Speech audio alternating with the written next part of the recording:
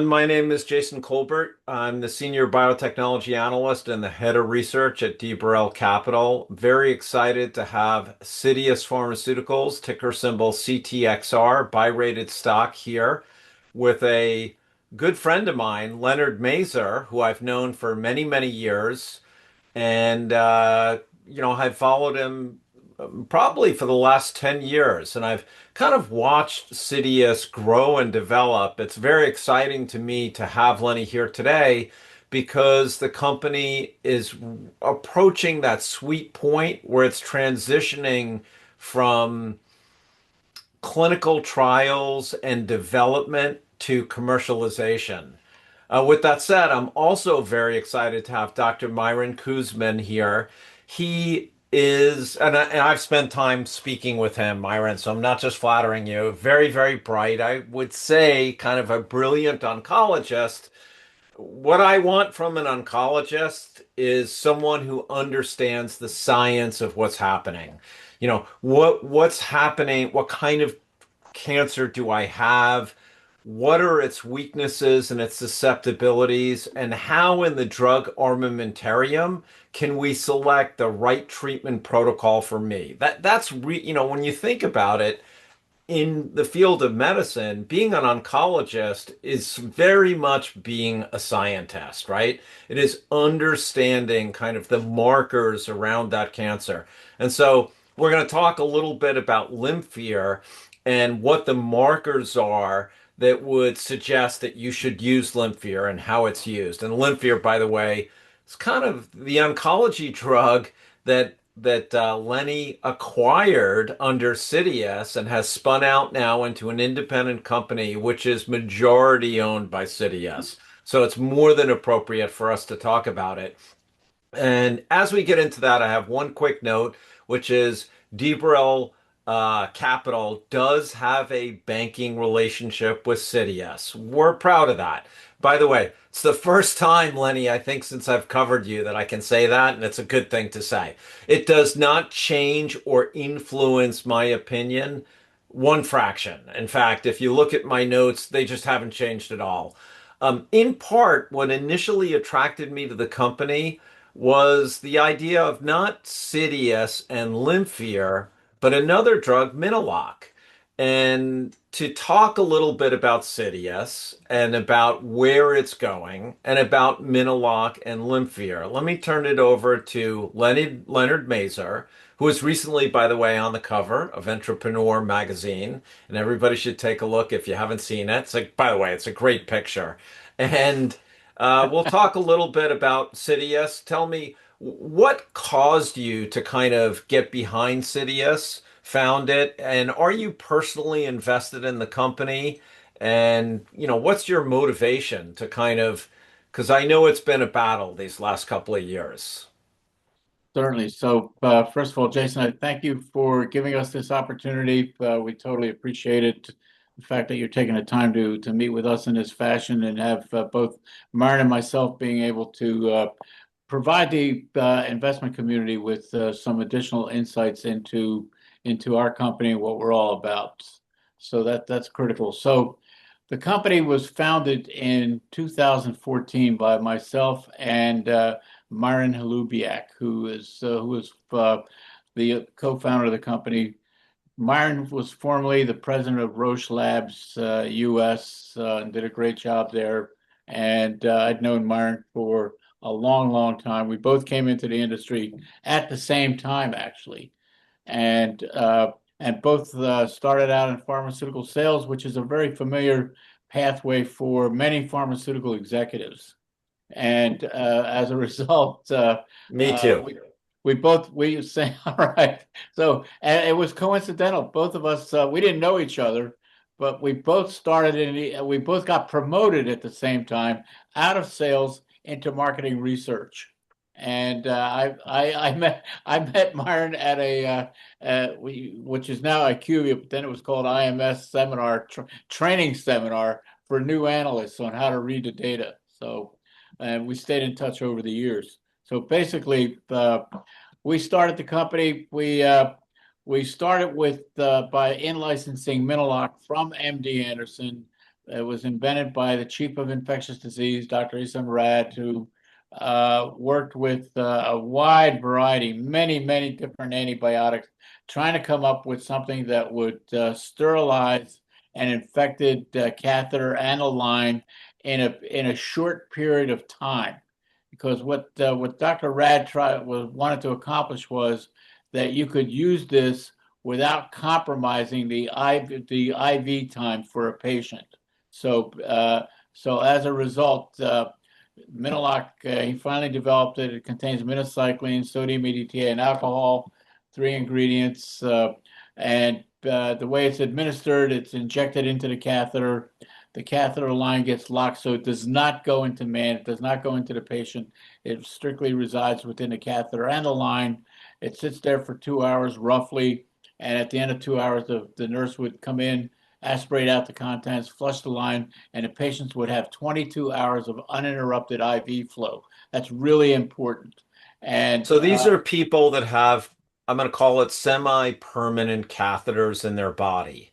And correct, over time, that catheter might be suspected as the source of an infection. correct, And so you have a decision to make. Are you going to explant that catheter? And it would correct, be so what I hear you saying is it would be so much easier if you had a safe way where you could clean it in place. correct. Not only that, but that surgical removal and replacement, it's two separate surgical procedures. It's extremely painful. The patients dislike it tremendously from the feedback that we've had about it. So, And these tend to be dialysis patients and or cancer patients. they can be both, so it doesn't make any Right. difference.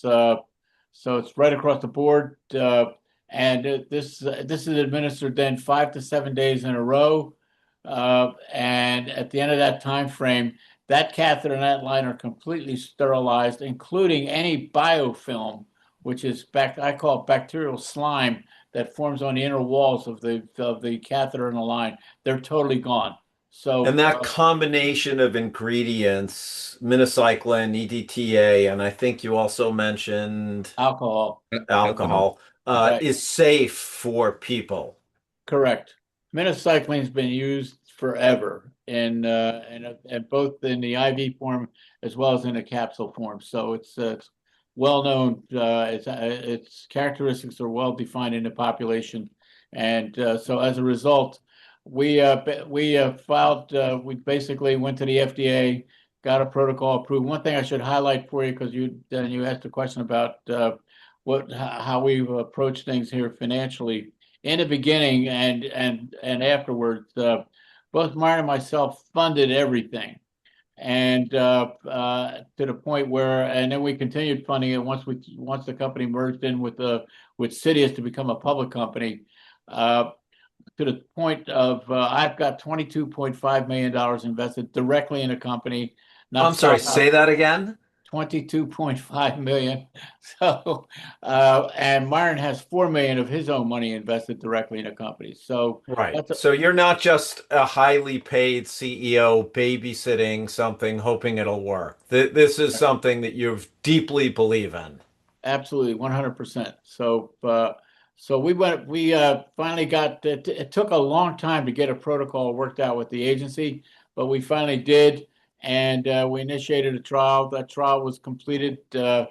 We got pretty good. We got some really great data on it, comparing it to what I call a homebrew solution at the hospital's mix. We're now in the throes of a discussion with the FDA on the next step forward. Uh, So you say pretty good data. I would say near perfect data. You yeah, have almost a perfect rate. correct. That's true. We had a p-value of 0.0006 and comparing it to a comparator. So, but the FDA has its way of looking at data also. So we have to, that's what we're doing right now. We're going through that process with the agency. So What do that, you think happens? So you've run a clinical trial, you've submitted the data. What do you think happens now? What's the next logical step and timeline? so somewhere in the next couple of months, I'm hoping that we'll get something, we'll get a decision out of the agency, whether it's a that we can file, or we may have to do a repeat something in this process. So we don't know that yet. That's still under discussion. If you had to run another study, Yep. I mean, at this point, you've now run a study. You kind of Right. have sites and physicians and infrastructure that's familiar with it.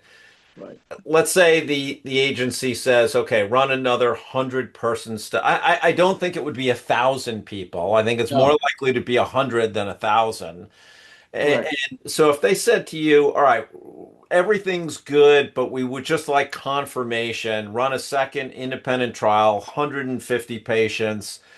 That's kind of 18 to 24 months and 10 to 12 million dollars. Is that about right? Roughly, you're in a ballpark with that. That's about a good gauge, good way to thinking about it. So we'll see. So, but we developed a lot of experience with running that trial. So we now have a good idea about the centers. We also had a very positive experience in terms of India and generating data out of there. Some Myron personally made a trip there as well, overseeing the execution of that trial It in was kind of in the India. post-COVID period where it was hard to enroll people, and Correct, India really helped correct, you hit your numbers, right? correct, Right. correct.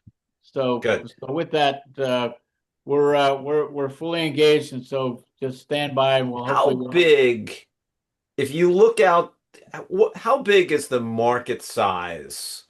So that's a good question. Since there's nobody in the market right now, so we think this is about somewhere around 500,000 patients annually.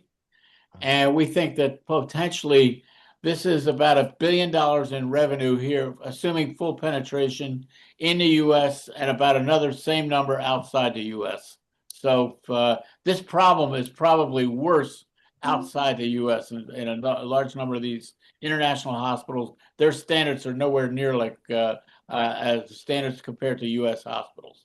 So we think, So as an analyst, when I follow biotech stocks, the number one issue that I typically have is, will it work? That's right, not the issue here. no, So to me, this is a geology problem, time and pressure, or correct, really time and money. So correct, it's not a question really. What I hear you saying, and having really looked exhaustively at the data, which has clearly demonstrated proof of concept, it's not a correct, question of whether it works. It's a question of meeting the regulatory requirements for approval, right? So with 100%, that said, it's time and money, and correct, it could be 2 years, it could be shorter than that. People have to right. be a little bit patient here because in and of itself, that's a pretty big opportunity. Correct, correct. That is true. So, Okay. And when you talk about outside of the US, it seems like an easy way to bring in non-dilutive capital would be to right, partner with someone at this point. As an correct, ex-pharma guy, it just occurs to me, what pharma wants is de-risked assets. This is a correct, de-risked asset to the right specialty pharma player.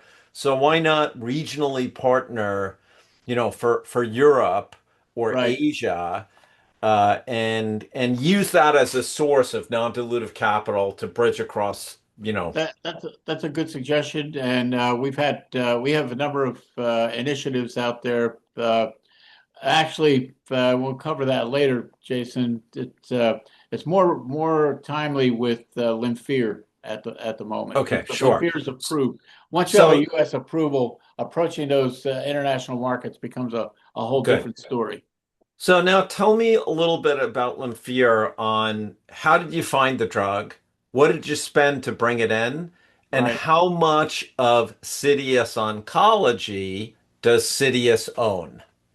Okay. So the way this occurred is we acquired the license for LYMPHIR from Dr. Reddy's of India. Dr. Reddy's of India is a big generic company, gigantic actually, one of the largest in the world probably. Very well known. And what happened with them is a number of years ago, they went on an expansion drive trying to build a branded pharmaceutical business in the U.S. market. So they went out and they acquired different pharmaceutical assets, including a license for the development of LYMPHIR from that Eisai Pharmaceuticals had. So they went into this license. It was a little bit different from most in the sense that Eisai stayed in total control of the whole entire process. The history of the drug was that it was on the market initially, and then there were some issues related to manufacturing. The FDA wanted to see unfolded proteins removed from the drug, the formulation. So Eisai went ahead, did the work, submitted the data to this. They had an approval in place, and basically the FDA told them to do another trial because they said they had a brand new drug in the process. So so Eisai went ahead, initiated all that. Dr. Reddy's comes in, gets a license, but Eisai continued doing all the work, including they did all the clinical work themselves. They did not hire a CRO in the process, which was kind of interesting. So with that, in September of 21, we acquired that license from Dr. Reddy's. What happened was we had an investment bank, a small boutique bank, came to us, said they were representing Dr. Reddy on a sale of this asset. There was an auction. We basically won the auction by paying $40 million up front, which we took a lot of heat for at the time. But we thought it was worth it because they were on their very last patient in that clinical trial. So sure enough, they completed that trial within a couple of months. We had a license. We put 40 million up front, plus milestone payments, plus a 10% royalty to Dr. Reddy's. That was the way the transaction was structured, and we went ahead, and the BLA was filed with the agency. Ultimately, we had one hiccup along the way. We had a complete response letter had to do with endotoxin release methodologies on a validation of it, not even on the execution of it. But finally, the drug was approved in August of 24. So what happened prior to that is a brokerage firm came to us and said they noticed that we had a subsidiary company called Citius Oncology. They advised us to think about having a SPAC that they represented acquire the sub so that we could be listed on NASDAQ and that way allow us to be able to raise funds right away without waiting a year for a NASDAQ listing. So we went ahead and did that. Citius Oncology was formed, started trading in August of 24, the same month as the approval of the drug. So with that, we went ahead and started preparing for getting everything launched. It's taken some time. One of the factors in here was the fact that in 25, I don't have to tell you this, Jason, but those biotech financial markets collapsed just about. So where we were used to raising 40, 50, 60 million even, you were lucky if you could raise 10. So it became it inhibited us from and prevented us from really launching when we wanted to launch. So we basically finally are now have the launch underway. We're working with a company called Eversana. The good news is and waiting this long to launch is it gave us time to really study this market, analyze it, and really have a real solid understanding of everything that goes in it. So as a result, we know exactly where all the treaters are. We bought claims data for cutaneous T-cell lymphoma. We know the number of oncologists that are important to target. We know the number of patients that they have. We know how many they see every day. Well, this is your bread and butter. You're now Right, talking like an ex-pharmaceutical guy, right? right, Right. exactly. I gotcha. How much of Citius does, Citius Oncology does Citius own?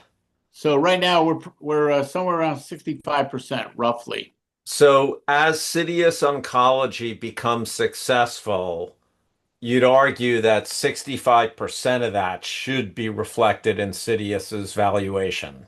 Correct. Right, Correct. excluding Minilock, right? You also Correct. have Correct. Minilock going. Correct.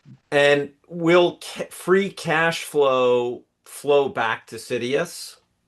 So there's not only that, but there will be some of that. Plus, there are some loans that have been made from the parent company to the sub that ultimately will be paid back also over time. So Okay. what we have right now is this. We also have a shared management services agreement in place. So the management team that manages Citius Oncology is the same management team that's managing Citius Pharmaceuticals. Now, So as you ramp up commercial correct, infrastructure, it sets the stage for you to plug Minilock into that as well. correct, correct. All right. So before you go too long, I want to talk to Dr. Kuzman about what is LYMPHIR? What does the drug do? How is it used in CTCL? And then we have a note out today. You and I have discussed some pretty interesting data, Mhm. particularly in the CAR T realm.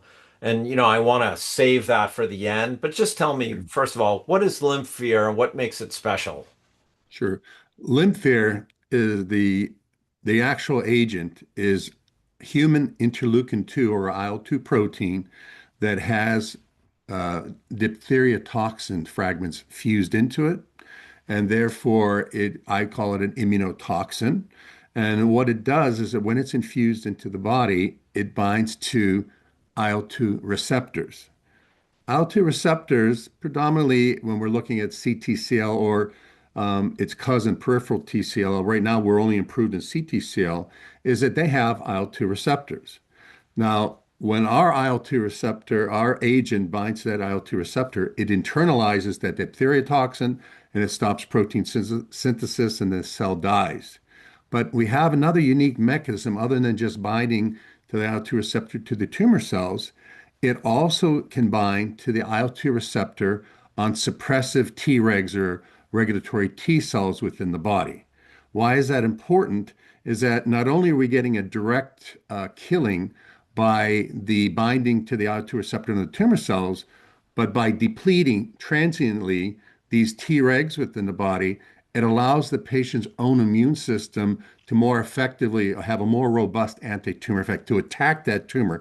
When you have Tregs around, it dampens the immune response. We get rid of it, you take your foot off the brake, and we have a better killing. How uniquely expressed is IL-2 in the body? And is there a side effect profile that you have to carefully manage? How do you know that you're in the sweet spot in terms of dosing? Dosing, it's by a trial and error and by observing what happens to patients as you document the toxicities. What I would tell you is that when you ask about the side effects, there's some unique things about LYMPHIR. One side effect that's a little bit unusual but tolerable and treatable is something called capillary leak syndrome. What it is that with the maybe the first cycle, what we've seen, and maybe the second cycle at times, patients will develop a little bit of leakiness in, say, the veins. And what will happen is it's not dramatic, but patients will get some edema of their extremities and legs, might get a little shortness of breath. And because it's coming out of the veins, they might drop their pressure a little bit. Therefore, that's something that we know what to monitor. And typically, from the trial that led to the approval, it's only grade 1 or 2, meaning it's fairly mild and it doesn't stop the patient. Physicians would then maybe stop, maybe not getting 5 doses. Right now, the dosing is five daily doses every 3 weeks. If you get into a situation like this, I've looked at it, and a lot of doctors say, well, you know what? We gave 3 doses in the first dose. Let's stop the last two. But when you get to 3 weeks later, a lot of these patients then can go on to the 5 doses without any intervention, without any recurrence. So that's our goal. And I think that's very interesting. There's a couple other things, a bump in the liver function enzymes. They come back without treatment. Infusion reactions are well controlled with giving patients like Benadryl, You're some saying Tylenol. elevated ALTs or just trans. ALT and ASTS. But you know what? Essentially 100% on their own. Even when you continue treating, they come down. It's almost a marker that you're having an effect, right? Yeah, yeah. And then the other thing, infusion reaction is really easily treated. And as I said, amazingly, there's what I call is non-cumulative toxicity. And almost any agent I've used in my career, when you give it, you have side effects. They don't get better, they only get worse. And in our case, it seems that these side effects diminish and it allows us to have a more prolonged exposure. As long as that patient isn't progressing, we can treat until progression. Where in the treatment paradigm is LYMPHIR going to be positioned as a frontline agent, as second line, as a salvage therapy? And when you think about the commercialization, Sure. and by the way, the market size in CTCL, we'll get into this, but it's relatively small and niche. But I guess in a lot of ways, it's maybe paving the way for expansion into some other markets. Can you talk a Sure. little bit about that? Sure.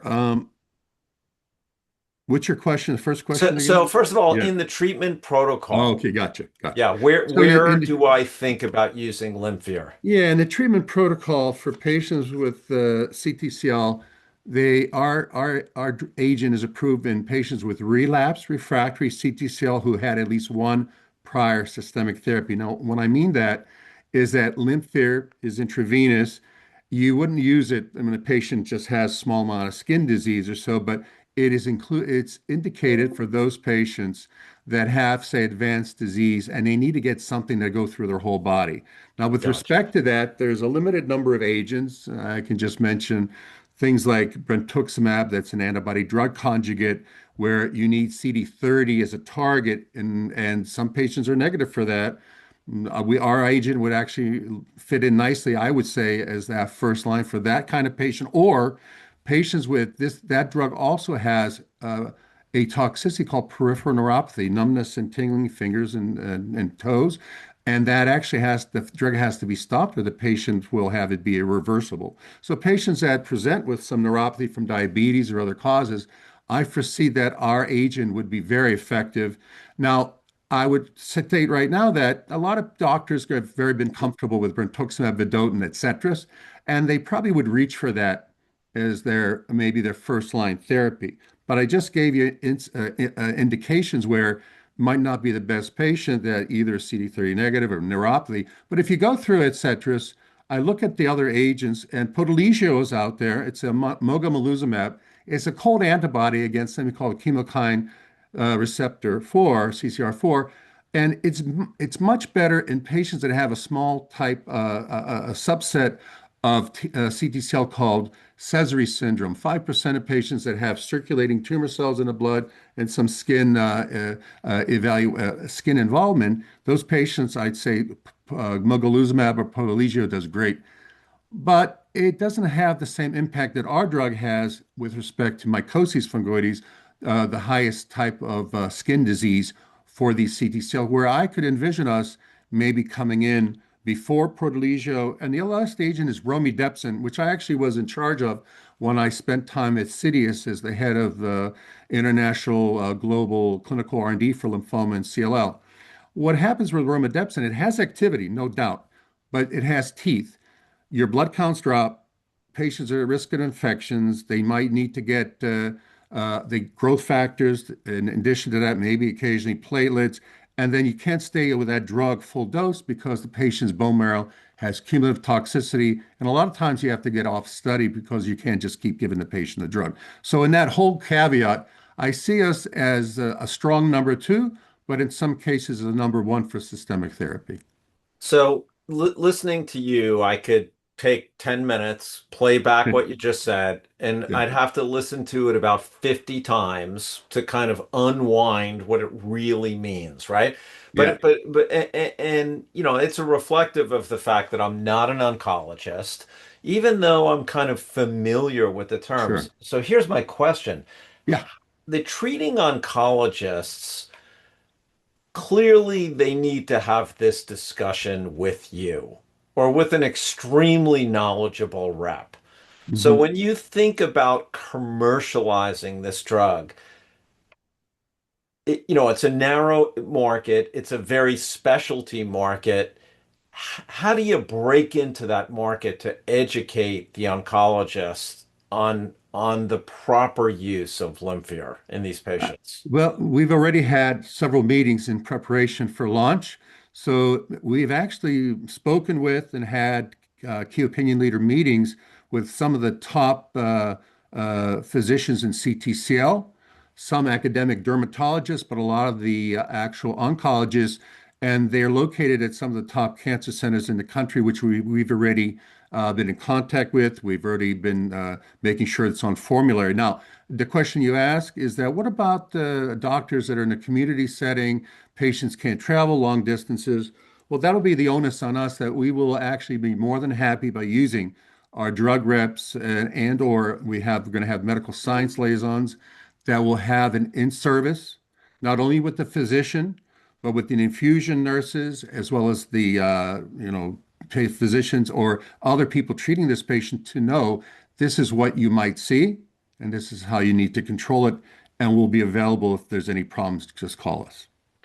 And Lenny, can you share with me pricing, Sure. typical So course of therapy? the pricing in the market is somewhere between $325,000 to $350,000 for a course of therapy. In our case, which lasts about 6 months. It's roughly 1 week on, 3 weeks off. So that is the pricing. We're right in line with everybody else. We do have pricing. We have reimbursement.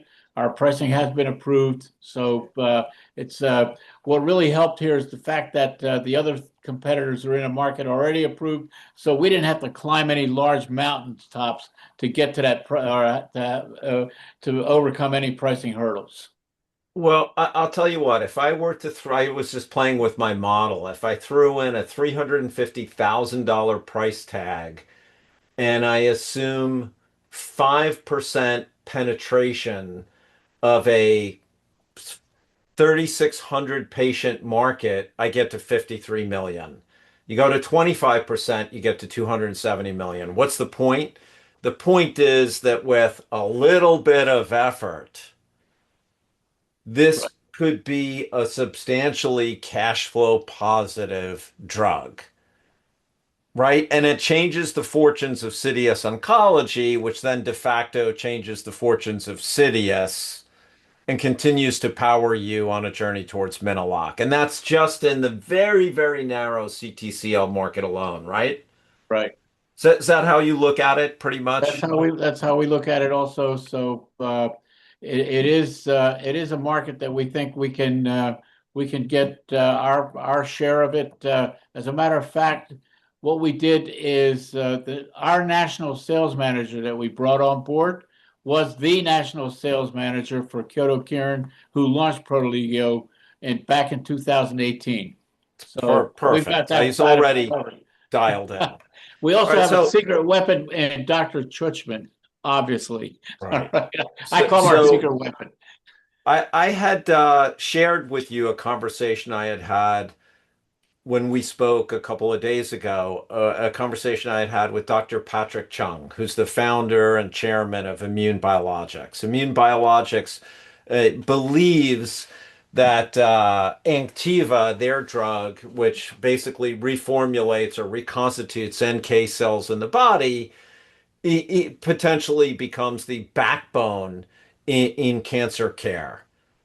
We were talking a little bit about T cell therapy and CAR T, and you recently came out with some data that was really interesting because, in terms of efficacy, you kind of outperformed the standard of care. Can you tell me a little bit about what was that data that was released and what does it suggest to you? And in the best case scenario, how could LYMPHIR be used as it relates to CAR T therapy? Very interesting question. There is a phase one trial with the results were presented actually last month in February at the Tandem meetings. It's a large meeting of physicians who use stem cell transplant, also T cell therapies. That was presented by Dr. Veronica Bakanova at the University of Minnesota, one of the very well-respected scientists and physician scientists. So what happened was, and it's also the trial was opened at the City of Hope. When they looked at the patients, there were 14 patients that completed the therapy where they needed to have a CAR T, but they had something called diffuse large B-cell lymphoma, the most common lymphoma that we have of non-Hodgkin's lymphoma. We were relapse refractory with poor prognostic factors, meaning that these type of patients already failed frontline therapy and have failed at least one or two salvage therapies. With respect to that, half of these patients probably will not have a long-term benefit from CAR T. In this situation, that the idea was CAR Ts are important, but they're still T cells. They're taken from the patient's body, made into CAR Ts from their T cells and put back in. Patients typically get a little bit of chemo fludarabine, cyclophosphamide as a preparation before they get their cells back. And Dr. Bacanova said, well, you know what? One of the things that will interfere with the T cell activity is the Tregs. Why don't we just say by adding in a dose of of LYMPHIR to knock them down and then see how these results are? And this presentation was well received by a number of experts in the field at So that I just want meeting. to stop you right Yeah, there. So by yeah, knocking down the yeah, localized population of Tregs, yes. which are fighting against the programmed infused T cells, you're basically And other T clearing, cells. Hmm. yeah, you're clearing the way Yeah. for them to do their job To be more effective, and it's not being suppressed by these Tregs secrete certain cytokines and in the stuff that really microtumor knock them. environment. Yeah. Yeah. So that what's very exciting there is that the results are still early, but with those results, only two patients passed away, but early. That means these patients are quite sick. But as we see this, the median survival is out past a year. Personally, there's some patients out almost 3 years. That's pretty unique in a group of patients that are not supposed to be doing really well. I think we're seeing a signal. And what Dr. Bacanova is, what we're doing is reviewing a lot of the blood samples and tests that we did. We want to get a better understanding, but we know one thing, Tregs get depleted in the peripheral blood because we've already tested that. She presented that. So there's a cause and an effect. With respect to that, she's comfortable based also on my discussions with her from other data that we had a press release yesterday from University of Pittsburgh Medical Center. We're looking at in the future is maybe trying to push it because there were no significant toxicities, no autoimmune toxicities, which could have happened. So we believe, and she thinks that after our discussion, maybe we'll go to 3 doses before the patients go on to get their CAR T cells, and it could prove to be even more effective and longer and deeper responses and complete remissions.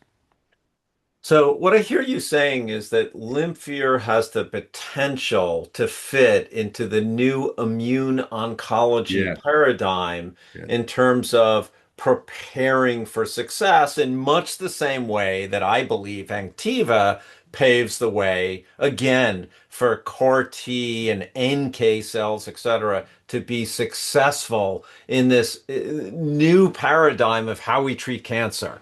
The old paradigm of either surgical excision, radiation, chemotherapy, more and more is becoming part of the preparatory stage. And the yeah. turning the cancer into the chronic phase is understanding how to exactly dial in the immune system to be effective. Well, part of dialing that in is getting as narrow as possible to what's happening in the microtumor environment. And in particular, in the case of LYMPHIR, depleting the localized Tregs that are expressing IL-2 and then become targets, right? They bind to LYMPHIR, the DP4 toxin gets brought into the cell, basically kills the cell Mhm. and sets up success for the microenvironment to then actually attack the metastatic cell. So just to correct, the Yes, Tregs actually please. secrete other types of cytokines that blunt the immune response. But what's interesting is that it has an IL-2 receptor. So our humanized IL-2 with the diphtheria toxin, it looks, I call it a Trojan horse. Normal IL-2 that would bind to the Treg would actually activate it. Our agent gets internalized and kills it. But important, what you just said, we have to have a certain amount of time. Why? There's a lot of data a lot of research with respect to Tregs. I believe we have a sweet spot. With our infusion, after you give patients LYMPHIR, it's a 2-hour half-life. And based on that, it's enough time, I believe, for the immune system to attack and start killing that tumor. But then when it comes back, it doesn't allow, if you go too long, you're going to get autoimmune and quite severe autoimmune toxicities that would stop you from treating these Yeah, patients. I mean, I'm shaking my head because of the never-ending complexity of the immune system, Yes. the dynamics between Tregs, T effector cells, right? Yeah. Even, Yes. there's no such thing as just a T cell. There's what stage of T cell. Yes. But it is interesting, right? So, and the reason why I think it's so interesting, and obviously you guys know this much better than I do, is it shows another dimension to where LYMPHIR can go. It's Absolutely. not going to be confined to a very narrow orphan, almost ultra orphan CTCL population, but success in CTCL creates familiarity and kind of sets the stage for expansion into other areas. That fair? That's fair. And let me just mention quickly that we had a press release yesterday, just as some preliminary results, that we are treating women with relapse refractory GYN cancers with patients receive Keytruda, 200 milligram dose every 3 weeks. But each time they get Keytruda, they got 3 days of LYMPHIR. And that LYMPHIR was actually given and it could tolerate 12 micrograms per kilogram. Our dosing right now is 9 micrograms, but 12 micrograms for 3 days, 8 cycles. And if they actually responded or didn't progress, they could continue on to Keytruda by itself. And what was interesting is That's that a these very it's a sick huge patients, market. Huge. yeah, I'm just thinking how big that market well, is. a 24% objective response rate, which is very positive, but also another 24% of patients had what we call a clinical benefit, 6 months or more of stabilization of disease that would kill them. These women have very poor, say, um, prognosis. And what's more importantly, the way you treat these women typically is with high dose chemotherapy or toxic cisplatin-based therapies that these patients and physicians actually said, wow, this therapy is easy to give. We didn't see There's there no was comparison in terms of absolutely AEs. I not, gotcha. and the patients themselves, some patients unfortunately were even at their end of the game. There was no other things and responded to this. Now, what I'm looking at, this data will be presented at an international meeting later this year, but I'll just give you a quote from Dr. Olaway, who's the head of the GYN oncology group at McGee Women's Hospital, UPMC. He said, the efficacy signal shown by this combination is incredibly exciting, considering the minimal impact immuno-oncology has made in ovarian cancer so far. That's just one. We also treated endometrial and cervical, but he said, we may have a transformational therapy on our hands. So our idea is we're going to look at data, not only from Minnesota, but Pittsburgh, see any common threads, understand this drug better, its mechanisms, and move on to phase 2 studies, which we hope that we're going to have a better selection of patients and a higher response rate and durability for these Gotcha. patients. Gotcha. Very, very interesting. And I also, I can see your just really grassroots enthusiasm for this, which It's tells very me, by the exciting. way, Lenny, you have the right guy in the right spot. Thank you. Uh, thank you very much. I think we're going to stop it here. But what I'd like to do is follow up with you and let's try to do this once a quarter and kind of talk more and just kind of keep people up on what's happening at the company.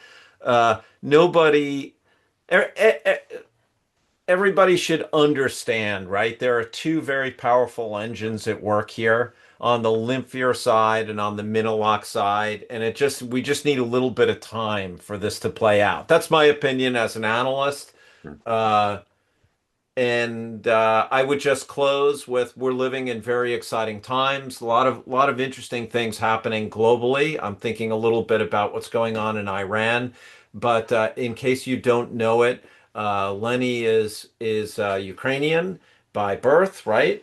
And Oh, I come from that part of the world as well, and we also really want to see a free Ukraine. all right. So I was born in Germany, but Ukrainian parents, and Dr. Churchman happens to be also of Ukrainian descent. Yeah. As does Myron Hlubiak. Yes. Correct. Right. So we're all kind of you're talking to the right crew here. We Right. we want to see a free world, that's for sure. Absolutely. All Absolutely. right. Thanks, guys. Take All care. Take right. care. Thank you. Thanks, Bye-bye. Jason. Bye bye now.